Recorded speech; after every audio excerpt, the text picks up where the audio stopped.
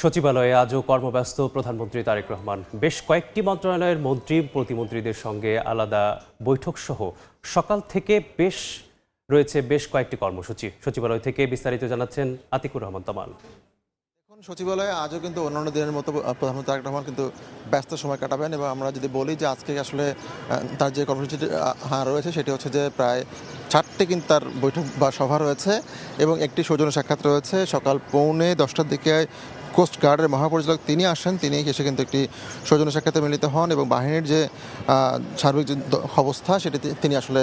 প্রধানমন্ত্রীকে অবহিত করেন এবং এরপরে একটি বৈঠক শুরু হয়েছে স্বাস্থ্য মন্ত্রণালয়ের বৈঠক এবং সেই বৈঠকে আসলে মূলত স্বাস্থ্য মন্ত্রণালয়ের যে দপ্তরগুলো রয়েছে সেই দপ্তরের শূন্য পদ কী পরিমাণ রয়েছে এবং সেই শূন্য পদে আসলে কী ধরনের সমস্যা হচ্ছে কর্মী সংকট থাকার কারণে সেই বিষয়ে একটি সভা হচ্ছে এবং সেই সভায় কিন্তু স্বাস্থ্যমন্ত্রী এবং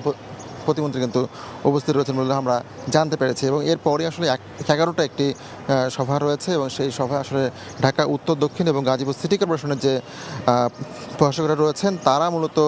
এই যে সিটি কর্পোরেশনগুলো রয়েছে 3 সিটি কর্পোরেশনের যে কার্যক্রম সেই কার্যক্রমের যে পরিকল্পনা বা আগামীতে তারা কী ধরনের সেবা দেবেন, কী পরিমাণ সেবা দেবেন, সেই সেবার যে পরিকল্পনা সেটি কিন্তু তারা আজকে দাখিল করবেন এবং এরপরই 12টা কিন্তু রেলপথ মন্ত্রণালয়ের সঙ্গে একটি বৈঠক রয়েছে। মূলত রেল পরিবহন ব্যবস্থাপনা উন্নয়নের যে আলোচনা সে বিষয়ে আসলে একটি বৈঠক হবে এবং সেই বৈঠকে মূলত রেলপথ মন্ত্রণালয়ের মন্ত্রীরা ছাড়াও কিন্তু সেখানে পরিকল্পনা এবং অর্থ উপদেষ্টা কিন্তু সেখানে থাকবেন এবং সবশেষের দিনে যে সবশেষ বৈঠকটি রয়েছে সেটি হচ্ছে বেলা 2টার সময় এবং সেটি হচ্ছে যে দেশব্যাপী যে নদী নালা খাল জলাধার খনন এবং পুনঃখনন সংক্রান্ত একটি সেল রয়েছে সরকারের, সেই সেলের যে কার্যক্রমের অগ্রগতি সেটি কিন্তু